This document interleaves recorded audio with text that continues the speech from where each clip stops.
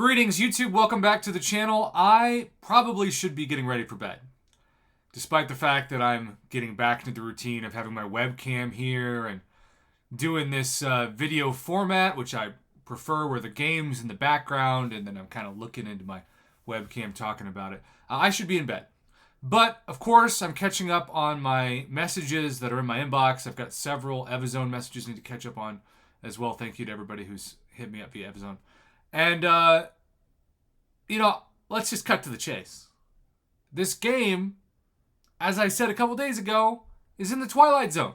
What do I mean by that? Well, we have the future, sort of, right now. We have Paragon Crystals, which I am 0 for over 150 on to get a 7-star.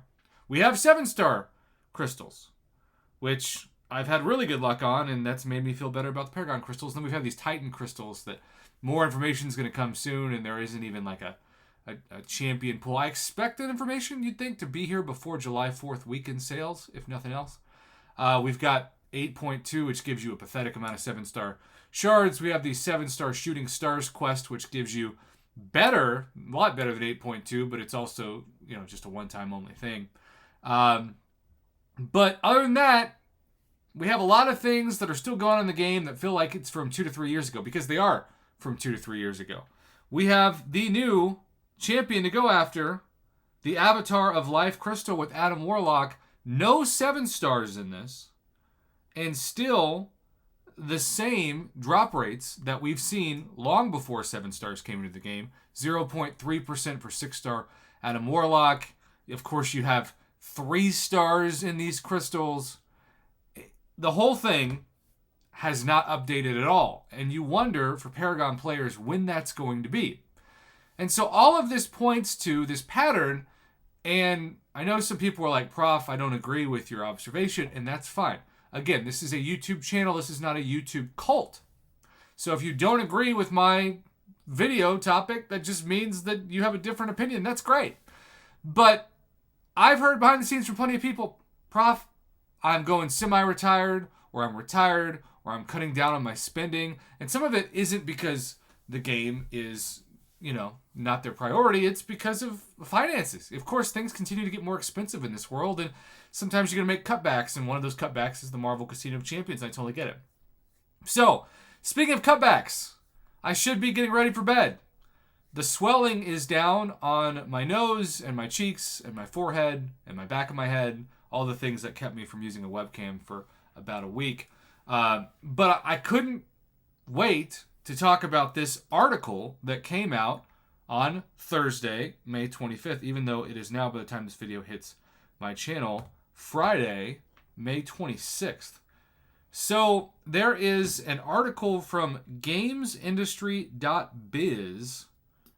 Redundancies hit the Marvel Contest of Champions publisher Kabam. The studio lays off 12% of its staff, and I quote, in light of current economics and the industry's market realities. Now, to be clear, this is not a sign that MCOC is going away this year. But this is a sign that financially they're still struggling. And current economics tells me that their numbers are probably not where they thought they'd be. This is not surprising, but this does once again make me wonder, why are we still in this Twilight Zone period of the game where you've got the future a little bit, but also mostly still the past? And oh, by the way, I didn't even mention that the Event Quest Thronebreaker, which is the top one that we recently just got in the past year, doesn't have any 7-star shards or any Paragon crystals in it. So that doesn't address the future of the game yet either. The Glory Store doesn't. I mean, so much needs to update. And I think it will, but I don't think Kabam's updating it fast enough. And that's making people feel burnt out, feel like they can't catch up. All of these factors. So, by the way, shout out to Jeffrey Roseo. I'm sorry. I know I butchered your name, Jeff. I'm just going to say Jeff. Kabam, the publisher behind Disney Mirrorverse and Marvel Contest of Champions, has laid off 12% of its employees per Kotaku.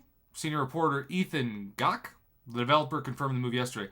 In a statement sent to him, the firm said, in light of current economics and the industry's market realities, reviewing our strategic priorities, Kabam has made the difficult decision to reduce its workforce by 12%. Now, we don't know when they give a percentage, at least so far, how many people that is, but you better believe it's definitely people whose jobs matter. This restructuring provides greater financial flexibility to invest in new growth areas while also streamlining our existing development teams. We want to thank those who are leaving Kabam today for their contributions, and we are supporting them through this challenging transition. Back in November of last year, Kabam laid off nearly 35 staffers. While job cuts have affected the games industry, this week saw the redundancies of 121 staffers at Relic Entertainment, and an unknown amount of employees were laid off at Brace Yourself Games. Now, whenever I see articles like this, I think to myself, is this also like an AI-related situation? Because in my media industry side of things, and even in my higher education college professor side of things, we're discussing AI and the realities of how that affects education every day. And this is still, compared to where it's going to be soon, like the infancy of AI. So this problem feels like it's only going to snowball more and more, which is also why there's such a big writer strike going on right now. The bottom line is, maybe MCOC is fine. You know, November laid off a whole bunch. Then we had a gifting event. We had Cyber Weekend sales. 7-star shards coming. I know that this game can't last forever. I thought this game would have already been gone by now. I thought there's no way I'd be still making YouTube videos about this. Are you kidding me? So I feel very blessed to be in the position that I am right now. And I never want to take that for granted. But at the same time, these trends are troubling. And I don't know how Disney Mirrorverse is doing. If any of you watching this who have made it this far in the video, thank you for watching this video. Play Disney Mirrorverse. I'd love to hear your feedback. I do think that they expected the Disney Mirrorverse to take off more than it has based off of the conversations I've had privately. Again, I'm not saying that game isn't successful, but I still think it's safe to say Marvel Contest of Champions is Kabam's main cash cow based on everything I've read and heard. So, man, 12%. Again, 12% could be like 4 people, but those are still 4 jobs that were important 2 days ago and now are gone. And usually when you lay off staff, you don't look to fill those positions. You just put that work on other employees, which then, of course, makes everybody's stress level go up, and it's harder to pivot. That's one of the reasons why, by the way, they're saying this, but Kabam's also closed quite a few of its games. Transformers, Forged to Fight, Realm of Champions, just to name 2. Like, there's a lot going on here behind the scenes that this article doesn't even point to. So, what's the deal? Wow. Kabam laid off 12% of its staff. We'll see what this future holds. But that's the news. Now I can try to go to bed. Thanks for watching. Have a good one.